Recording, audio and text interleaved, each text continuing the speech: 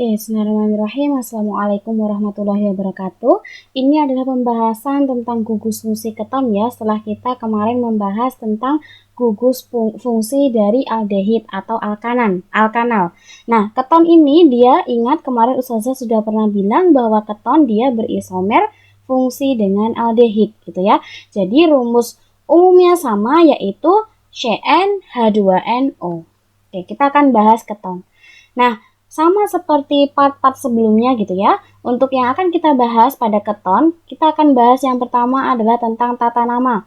Kemudian yang kedua adalah tentang isomer dari keton. Yang ketiga adalah sifat fisis dan sifat kimia keton. Yang keempat adalah pembuatan keton. Dan yang terakhir adalah kegunaan atau manfaat dari keton. Oke, kita bahas yang pertama tentang tata nama dari keton. Nah, rumus umum untuk keton yaitu keton memiliki gugus fungsi C rangkap 2O atau biasa disebut sebagai gugus karbonil. Yang mana gugus karbonil ini dia terletak di antara dua alkil, oke? Jadi nanti di sini ada alkil, ada alkil. Nah, ini adalah rumus umumnya, dia mengandung gugus karbonil. Jadi untuk rumus strukturnya tadi gugus karbonilnya dia terletak di antara dua alkil, artinya ini C, ini R, ini R aksen, di mana R dengan R aksen adalah mereka berdua adalah alkil, gitu ya. Oke, jadi gugus karbonilnya itu diapit oleh dua alkil, gitu. Itu untuk keton. Nah, kita mulai dengan penamaan trivial terlebih dahulu. Untuk penamaan trivial, caranya adalah gugus alkil yang dia terikat pada atom karbon C pada gugus karbonil disebutkan terlebih dahulu, kemudian diikuti dengan kata keton. Nah, untuk penyebutan gugus alkil, kita mengikuti urutan abjad. Misalkan ini, C rangkap 2O menunjukkan dia adalah gugus keton. Nah, pada atom C dalam gugus fungsi, itu dia mengikat CH3 di sisi kiri dan CH3 di sisi kanan. CH3 adalah cabang yang namanya metil. Di sini berarti juga metil. Nah, tadi disebutkan caranya adalah kita sebutkan terlebih dahulu atom C yang terikat atau gugus alkil yang terikat pada C gugus karbonil. Terlebih dahulu baru nanti diikuti kata keton. Nah, karena yang terikat adalah metil dan jumlah metilnya 2, berarti nanti namanya adalah dimetil keton. Oke. Sedangkan untuk contoh yang kedua, ini sama, ini adalah gugus fungsi dari keton. Kemudian di sisi kiri ada gugus alkil yang namanya C2H5. Kalau C-nya 2 berarti etil. Di sisi kanan ada CH3, C-nya 1 berarti metil. Nah, kalau ada etil sama metil, artinya gugus alkilnya beda nih. Kalau gugus alkilnya beda, berarti harus kita urutkan berdasarkan abjadnya. Etil berarti E sama metil berarti M, berarti kan duluan E. Berarti etil, metil, keton. Gitu. Terus yang terakhir, misalkan ini sama, ini adalah gugus fungsi dari keton. Kemudian ada C2H5 di sisi kiri dan C2H5 di sisi kanan. Artinya tadi C2H5 adalah alkil yang namanya etil, ini juga etil. Karena etilnya ada 2, berarti namanya dietil keton. Gitu. Itu untuk penamaan trivial ya. Selanjutnya kita akan membahas tentang penamaan berdasarkan IUPAC. Nah, untuk IUPAC, nama keton adalah alkanon. Oke, jadi nanti rantai utamanya diganti, belakangnya diganti on. Biasanya kan alkanal, nanti diganti menjadi alkanon. Nah, tata cara untuk penamaan IUPAC adalah yang pertama, rantai pokok adalah rantai terpanjang yang dia mengandung gugus fungsi C rangkap 2O dan diberi nama alkanon. Kemudian yang B, penomeran dimulai dari ujung yang terdekat dengan posisi gugus fungsi, sehingga C yang mengandung gugus fungsi mendapat nomor terkecil. Nah, ini beda ya dengan aldehid kemarin. Kalau penamaan pada aldehid, C yang terikat pada gugus fungsi, berarti dia akan menjadi C nomor 1. Nah, kalau untuk penamaan keton ini, dia hampir mirip dengan penamaan alkohol. Artinya, C C yang terikat pada gugus fungsi, dia harus mendapatkan nomor yang terkecil. Gitu.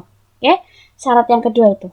Kemudian yang ketiga, pemberian nama seperti angka 0. Tadi ya, sudah saya bahas ya gitu. Nah, cabang-cabang disebutkan terlebih dahulu, kemudian disusun menurut abjad, dan diberi awalan yang menyatakan jumlah cabang tersebut. Kemudian, letak gugus fungsi dinyatakan dengan awalan angka pada nama rantai pokok. Oke, kita bahas ini ya. Berarti kita tentukan terlebih dahulu rantai utamanya. Di sini ada 1, 2, 3, 4, 5. Oke, berarti ke kanan 5. Kalau misalkan Ustazah ambil ke bawah 1, 2, 3, 4, 5, bisa. Artinya kan sama-sama panjang, C-nya sama-sama 5. Misalkan Ustazah ambilnya adalah rantai lurus begini. Oke. Penomoran dimulai dari C pada gugus fungsi harus mendapatkan nomor terkecil. Artinya Ustazah akan mulai memberikan nomor C1 itu di sisi sebelah kiri, yaitu 1, 2, 3, 4, 5. Kenapa dari sebelah kiri, Us? Karena kalau Ustazah mulainya dari kanan, berarti C pada gugus fungsi nanti dapat nomornya tinggi gitu. Kan kalau misalkan dari kanan berarti 1, 2, 3, 4. Artinya C pada gugus fungsi itu nomor 4, ya kan? Nah, padahal tadi syaratnya C yang mengandung gugus fungsi dia harus mendapatkan nomor terkecil. Berarti ini namanya adalah ada cabang metil dia kan di nomor 4. Oke. Nomor cabang kita tuliskan terlebih dahulu yaitu 4 metil. 4 metil. Kemudian kita lihat gugus ketonnya itu di nomor berapa? Ternyata di C nomor 2. Berarti 4 metil 2 rantainya ada 5 berarti pentana, karena dia memiliki gugus keton berarti pentanon gitu. Berarti ini namanya adalah 4 metil 2 pentanon gitu. Oke, kemudian kita beralih ke contoh yang nomor 2. Nah, ini sama. Yang harus kita lakukan pertama kali adalah kita tentukan dulu nih mana yang merupakan rantai utama gitu. Ya, rantai utama adalah yang mengandung C paling banyak. Ini Ustazah ambilnya lurus ya, karena 1, 2, 3, 4, 5 gitu ya. Ternyata 5 juga. Ini rantai utamanya. Kemudian Ustazah mulai menghitung nomor satunya dari mana, C nomor satunya dari mana gitu. Misalkan dari kanan 1, 2, 3. Oke. Kemudian dari sisi kiri 1, 2, 3. Ternyata sama-sama nomor 3. Tapi ingat, di sini ada cabang metil. Oke. Berarti lebih prioritas untuk memulai dari sisi kanan ini karena ada cabang metil. Berarti ini 1, 2, 3, 4, 5. Ya kan? Nah, berarti nanti namanya adalah 2 metil 3 karena 5 berarti pentanon gitu. 2 metil 3 pentanon. Kalau ini 4 metil 2 pentanon. Itu untuk tata cara penamaan IUPAC ya. Oke, setelah ke tata cara kita akan beralih ke isomer. Tadi di awal Ustazah bilang bahwa untuk aldehid dan keton dia memiliki isomer fungsi. Artinya isomer fungsi berarti rumus umumnya sama gitu, tapi gugus fungsinya beda. Kalau aldehid gugus fungsinya COH, kalau keton gugus fungsinya adalah CO gitu. Nah, keton selain dia berisomer fungsi dengan aldehid, keton juga memiliki yang namanya isomer kerangka. Nah, isomer kerangka ini terjadi karena ada atau tidak adanya cabang serta jenis cabangnya. Misalkan kalian punya 2 pentanon. 2 pentanon kan ini tahu 1, 2, 3, 4, 5. Ini 2 pentanon. Nah, 2 pentanon ini kan rantai lurus nih. C-nya rantai lurus semua. Nah, Ustazah pengen membuat salah satu CH2 ini Ustazah jadikan cabang. Gitu, Ustazah jadikan cabang di sini gitu misal. Kalau jadi cabang berarti CH2-nya akan berubah menjadi CH3. Ya udah, berarti nanti akan terbentuk 3 metil ya kan. 1, 2, 3, berarti 3 metil 2 butanon gitu. Nah, ini adalah isomer kerangka. Jadi yang awalnya rantai lurus bisa menjadi cabang gitu. Itu adalah isomer kerangka. Selanjutnya yang namanya isomer posisi. Nah, isomer posisi ini terjadi karena perbedaan letak gugus fungsi. Nah, sama ya di alkohol kalian juga mengenal 1 pentanol, 2 pentanol, 3 pentanol gitu. Nah, sama di keton ini juga nanti kalian akan mengenal 2 pentanon, 3 pentanon gitu ya. Nah, ini kan kita mulai penomorannya dari sini 1, 2, 3, 4, 5. Berarti kan pentanonnya, gugus ketonnya ada di nomor 2, kemudian 3 pentanon berarti 1, 2, 3, 4, 5. Oke, berarti nanti ini kan gugus ketonnya di nomor 3, berarti 3 pentanon gitu. Itu untuk isomer keton. Kemudian selanjutnya adalah kita akan membahas tentang sifat fisis dan sifat kimia dari keton. Kita mulai dari sifat fisis keton terlebih dahulu. Ini bisa kalian lihat di buku atau misalkan belum mendapatkan buku bisa kalian lihat di internet gitu ya. Secara garis besar untuk sifat fisis keton adalah dia merupakan senyawa polar. Kemudian dia bisa larut dalam air, tidak memiliki ikatan hidrogen. Kemudian titik didih keton lebih tinggi dibandingkan dengan hidrokarbon lain dengan massa molekul yang hampir sama. Yang kelima, keton suhu rendah, biasanya C1 sampai C2, merupakan zat cair yang mudah larut dalam air dan berbau menyengat.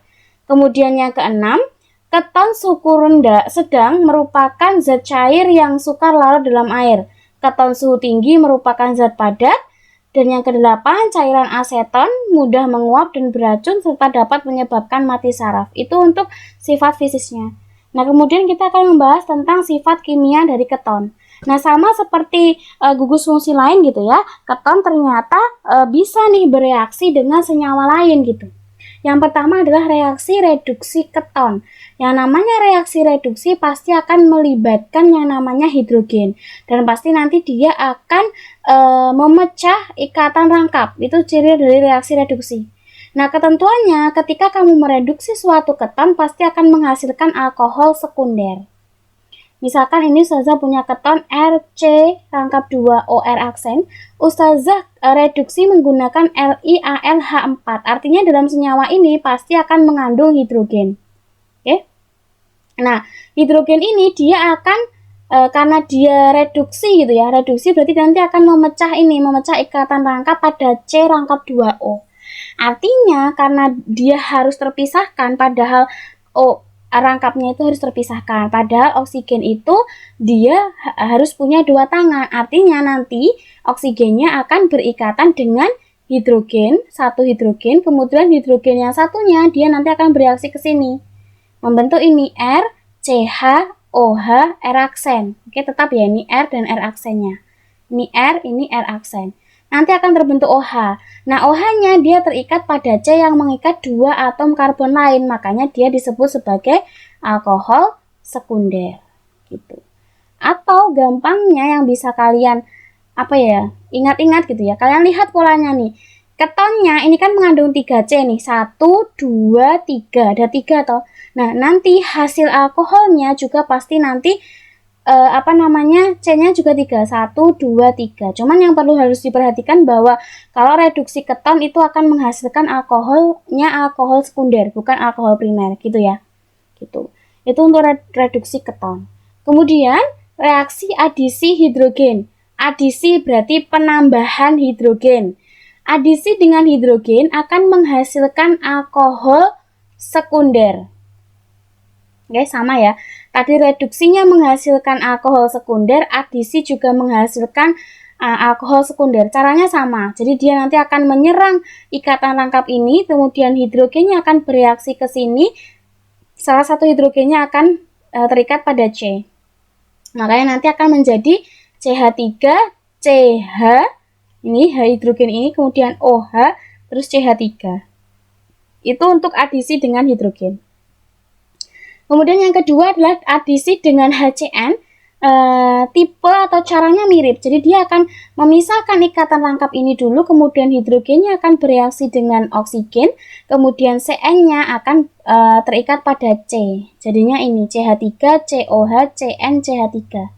Kemudian yang terakhir adalah adisi dengan NaHSO3. Nah, ini caranya sama ya gitu. Hidrogennya ini kan terputus dulu, hidrogennya bereaksi dengan ini, Sisanya ada SO3Na. SO3Na ini nanti akan berikatan ke C. Menjadi ini CH3, COH, CH3SO3Na. Gitu. Itu untuk adisi dengan NaHSO3. Gitu ya. Jadi untuk reaksi adisi hidrogen itu ada 3. Bisa diadisi dengan hidrogen, diadisi dengan HCN, dan diadisi dengan NaHSO3. Tapi konsepnya sama, yang ditambahkan adalah hidrogennya dengan reaksi apapun gitu ya. Gitu. Kemudian yang ketiga adalah ternyata keton ini dia bisa bereaksi dengan Grignard. Oke? Dia bisa bereaksi dengan Grignard. Nah, kalian ingat Grignard itu berarti R aksen MgX ya. R aksen MgX. Ini R aksen kuadrat karena kan dia keton ya. Kalau keton kan ada R aksennya. Berarti ini R aksen kuadrat. Di mana X-nya itu bisa F, Cl, Br, dan I. Oke, ya udah. Berarti ini kan keton nih. Ini senyawa keton. Kita tambahkan sama R aksen MgBr. Nanti hasilnya adalah ini R-nya tetap, kemudian C, kemudian akan berikatan dengan MgBr, terus ini R aksen kuadrat, terus yang sebelah kanan adalah R aksen. Oke, gitu. Kemudian oh ini kurang ini berarti ini OMGBr ya kan, harusnya masih ada oksigennya, berarti gini, ini OMGBr. Oke, nah kemudian dia ditambahkan dengan H2O. Oke, dihidrolisis lebih lanjut, yaitu berarti kalau ditambahkan H2O ini berarti namanya dihidrolisis. Oke, senyawa ini kita hidrolisis, ya udah berarti nanti ini R, kemudian C, MgBr-nya putus, OMGBr putus, kemudian berikatan dengan salah satu hidrogen membentuk OH. Terus ini R aksen tetap, ini R aksen kuadrat, ini R aksen. Pokoknya membentuk alkohol tersier. Nah, nanti sisanya kan tadi masih ada MgBr nih. MgBr nanti berikatan sama OH. Karena kalau H2O kan rumusnya seperti ini, ya kan, H2O. Satu hidrogennya terikat ke sini, masih sisa OH. Makanya MgOHBr gitu. Contohnya ini, misalkan kita punya propanon, ya kan, ini 1, 2, 3 propanon. Propanon kita tambahkan C2H5MgCl, maka nanti akan menjadi CH3COMgCl, terus C2H5CH3. Nah, nanti dengan H2O berarti kan dihidrolisis. Dengan reaksi hidrolisis dengan menambahkan H2O, berarti nanti hasilnya adalah ini terputus hidrogennya, karena H2O berarti oksigen, hidrogen. Nah, hidrogennya akan terikat ke sini. Oke. Nah, sedangkan sisanya OH-nya akan berikatan dengan MgCl, membentuk Mg2+ plus Cl- atau bisa juga nanti MgOH gitu. Oke, intinya nanti ketika keton direaksikan dengan reaksi Grignard, hasilnya adalah alkohol tersier. Gitu. Oke. Kemudian setelah kita belajar tentang sifat kimia dari keton, kita mempelajari tentang pembuatan keton, bagaimana suatu keton itu bisa terbentuk gitu. Ternyata keton bisa terbentuk dari reaksi oksidasi alkohol sekunder. Oke. Reaksi oksidasi alkohol sekunder. Berarti ini RCOH, ini kan alkohol sekunder, dioksidasi nanti akan terbentuk ikatan rangkap. Jadi hidrogennya putus, ini terbentuk ikatan rangkap, maka menjadi RC rangkap 2O R aksen plus 2H2O. Kemudian juga bisa dengan distilasi kering menggunakan garam alkanoat. Oke, jadi ini adalah garam alkanoat RCOONa ini. Kemudian kita tambahkan dengan R aksen COONa, maka nanti akan menjadi RCOR aksen. Jadi R aksennya nanti akan terikat ke sini. Jadi ini nanti putus, ini putus. R aksennya terikat ke sini. Nah, akan menjadi ini. Ini kan keton. Gitu ya. Oke, jadi keton bisa dibuat dari oksidasi alkohol sekunder, dari distilasi kering garam alkanoat gitu. Kemudian yang terakhir adalah kegunaan keton. Misalkan aseton gitu ya, digunakan sebagai pelarut pada cat kuku ya, dan pembersih kaca. Kemudian dia juga bisa menjadi bahan baku untuk membuat senyawa bahan industri, misalnya perspek yang merupakan sejenis plastik dan bisphenol. Ini juga plastik juga. Jadi selain sebagai pelarut, khususnya pelarut cat pada kuku gitu ya, atau pembersih kaca, dia bisa sebagai bahan baku untuk pembuatan plastik, beberapa jenis plastik ya, tapi tidak semua plastik gitu. Itu karena kalau misalkan jenis plastiknya melamin gitu, kemarin kita pakainya jenisnya aldehid gitu.